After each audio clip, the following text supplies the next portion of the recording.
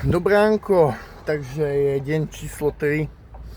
Akurát sme v meste Foggia a tu za mnou je taký stánok, také autičko s ovocím. Takže kúpil som si fajnovú štvrťku melónu, veľkú, krásne sladká. Kúpil som si, aj neviem popísať, čo to je za ovocie, popravde, ale vyzerá to chutne. A nemám tu taký široký prehľad. A rozhodol som sa, že idem sa už konečne aj lepšie stravovať.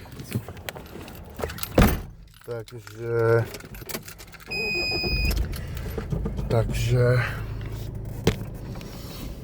týmto by som chcel len akoby nejako poukázať, že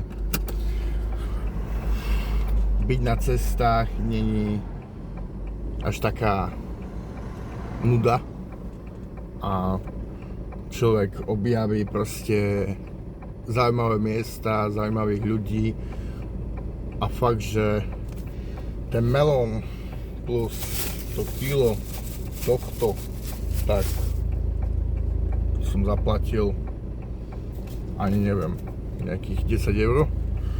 Čo je pomerne super cena, lebo takýto melón na Slovensku, maďarský melón zdovážaný, tak stojí kilo väčšinou 4-5 €. A tu tento melón mal 3,5 kg a neviem, koľko to mohlo stať. Takže super cena a tak. Dobre, pokračujeme ďalej na výkladku. Na výkladku tu máme ešte nejakých 12 minút, je sobota, takže dúfam, že to budú mať otvorené. A vidíme sa možno zase na ďalšom videu.